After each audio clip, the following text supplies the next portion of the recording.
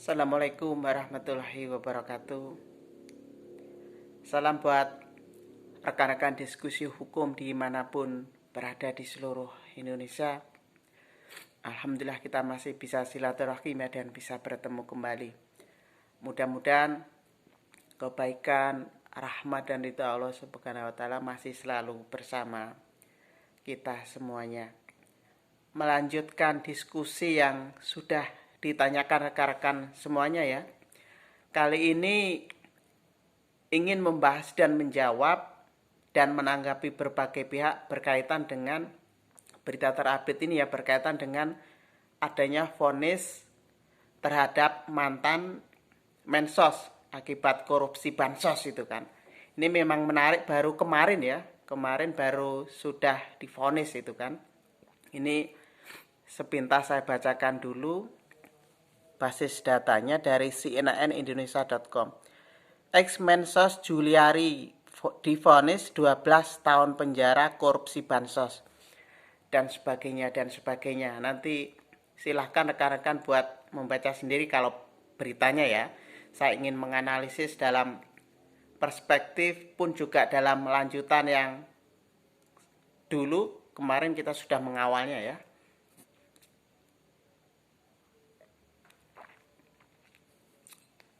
Nah, berkaitan dengan adanya vonis 12 tahun terhadap mantan Mensos ini, sebenarnya apa yang menjadi analisa pun yang harus kita cermati bersama itu kan.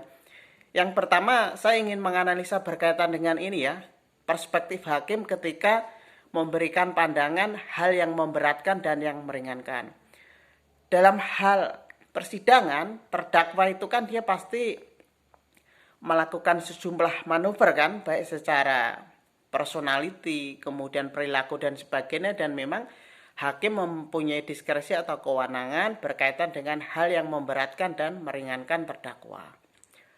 Kalau kita cermati, hal yang memberatkan terdakwa mantan Mensos ini adalah ketika dianggap terdakwa ini lepas tangan, tidak bertanggung jawab atas perbuatan korupsi bansos yang sudah dilakukan.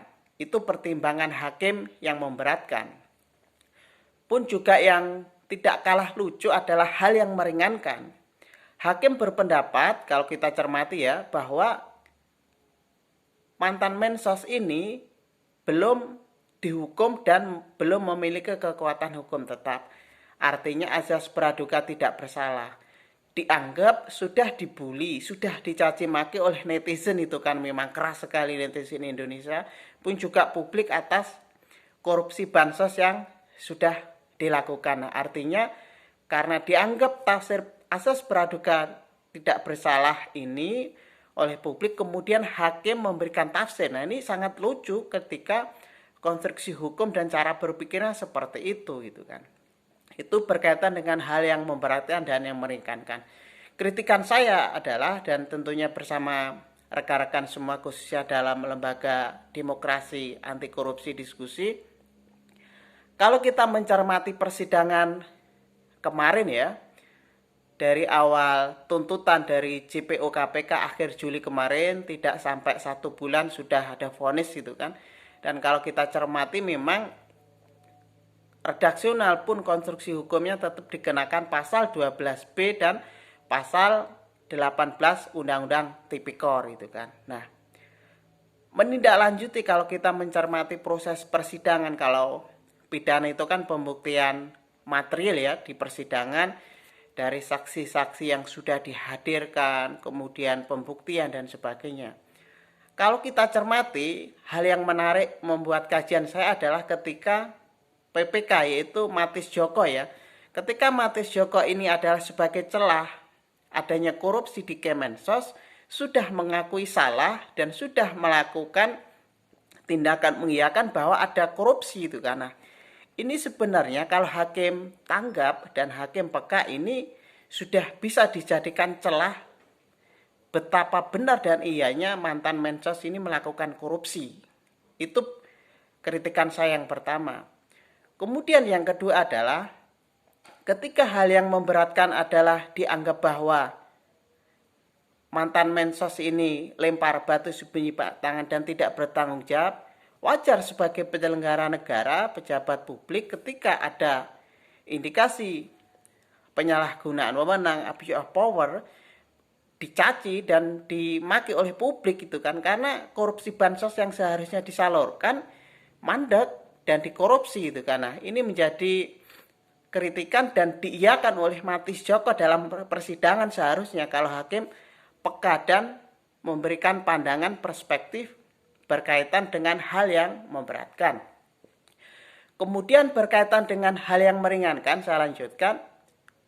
Hal yang meringankan ketika hakim ini keluar dari positivistik, mindsetnya adalah keluar dari positivistik, kemudian berparadigma progresif. Kenapa tidak sekalian hakim ini memberikan tafsir yang sering kemarin saya bilang ya, kenapa hakim tidak memberikan tafsir di pasal 2 ayat 2 Undang-Undang Tipikor, yaitu dikenakan hukuman seumur hidup atau hukuman mati. Kenapa tidak sekalian hakim ini kalau melihat realitas di luar persidangan, melihat realitas di luar konteks yuridis dalam hal sosial, kemudian perspektif lain dijadikan pertimbangan, kenapa tidak progresif sekalian? Kenapa hakim takut itu kan? Justru yang meringankan justru hal-hal aneh, lucu dan sangat diterima oleh nalar publik. Ini memang lucu dan khususnya bagi pegiat anti korupsi dan demokrasi ini lucu sekali ya. Memang hal wajar ketika memberatkan dan meringankan itu dihadirkan oleh hakim. Cuma redaksional dan substansi pertimbangan hukumnya itu juga harus rasional, harus logis itu kan, tidak serta-merta suka-sukanya saja itu kan. Nah, kemudian kalau kita mencermati lebih lanjut berkaitan dengan kasus ini, dalam pandangan saya sebelumnya saya sudah memberikan pandangan ya, ketika akhir Juli kemarin tuntutannya adalah 11 tahun penjara. Tumpuan dan harapan terakhir itu adalah pada hakim. Cuma lagi-lagi perspektif dan pandangan hakim sangat kacau untuk mengkonstruksikan hukumnya ketika mau mana konteks di luar yuridis dimasukkan di dalam persidangan ataupun dijadikan sebagai legal reasoning ataupun legal opinion dalam memberikan alasan ataupun dalam memberikan vonis itu kan. Kemarin pasca ada tuntutan, prediksi saya sebenarnya memang ya paling nggak dapat 4 atau 5 tahun ya, alhamdulillah meleset.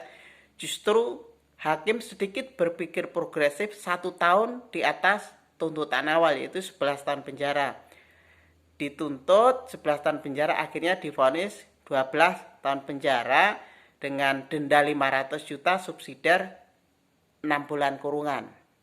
Itu vonisnya. Nah, kemudian yang menjadi kritikan saya ketika hakim bolehlah 1 tahun ada tambahan hukuman berat ya, dari awal 11 tahun penjara. Kenapa hakim tidak memiliki perspektif dan pandangan lain sekalian keluar dari konteks positivistik ketika hakim tidak menafsirkan konteks kerugian negara itu, padahal sudah diduga jelas kan bahwa mantan Mensos ini sudah dianggap merugikan negara sekitar 32 miliar. Kemudian KPK cuma menuntut JPO KPK 14 miliar. Dendanya cuma 500 juta. Ini hal aneh dan ada space kejanggalan hukum di sana. Kemudian hakim tidak memberikan tafsir karena dampak korupsi bansos ini, mandeknya penyaluran bansos yang seharusnya didapatkan oleh warga tidak tepat sasaran, kemudian kerugian negara, banyaknya korban khususnya di Jabodetabek yang harus menerima bansos, kemudian ada pihak-pihak korban lainnya yang seharusnya mendapat bantuan sosial di era pandemi ini. Pun juga kalau saya cermati menafsirkan konteks berkaitan dengan pandemi ini, hakim masih setengah hati. Dianggap memberatkan tetapi masih setengah hati, tidak menerobos konstruksi hukum di pasal 2 ayat 2 yang sering saya bilang dan saya sampaikan kepada rekan-rekan semua. Nah, ini menjadi harapan tumpul tentunya terhadap upaya pemberantasan korupsi ini memang belum berakhir ya. Kalau kita cermati, akankah nanti akan ada banding ataupun sampai kasasi di tingkat MA. Cuma nanti kalau banding di pengadilan tinggi, diskon lagi malah justru turun, ataupun sebenarnya harapan di kasasi ya, ketika Pak almarhum Aljido Alkorsan, dosen saya dulu kan, kalau masih hidup saya yakin kalau konteks dan konstruksi hukumnya terdakwa mantan Mensos ini korupsi bansos seperti ini, saya yakin bisa 18 tahun penjara itu kan. Kalau dalam hal penjara kan kalau di Undang-Undang Tipikor itu kan memang maksimal 20 tahun itu kan. Kalau Pak Aljido Alkorsan almarhum, kalau tingkat kasih saya yakin bisa lebih dari 12 tahun yang sekarang divonis oleh hakim di tingkat pertama itu kan, bisa 18 tahun kalau Pak Aljido almarhum masih hidup. Cuma ya sudahlah, beliau sudah meninggal tentunya. Harapannya sekali lagi ada di pengadilan tinggi nanti ketika banding pun sampai kasasi seperti apa. Nah, itu yang sudah bisa saya sampaikan ya.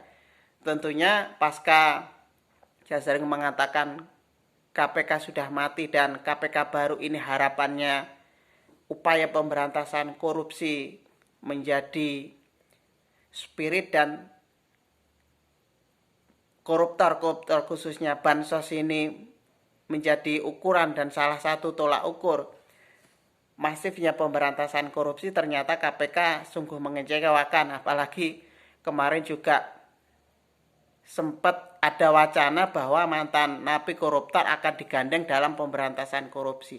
Ini logika-logika dari KPK, khususnya KPK baru ini sangat lucu sebenarnya.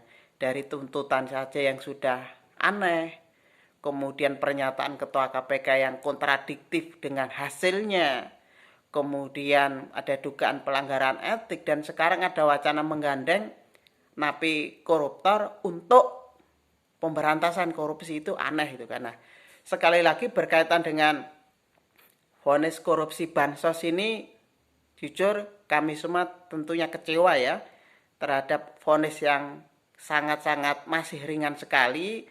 12 tahun penjara pun juga tuntutan ganti ruginya tidak setara, tidak linear dengan hasil kerugian negara lebih dari 32 miliar itu kan.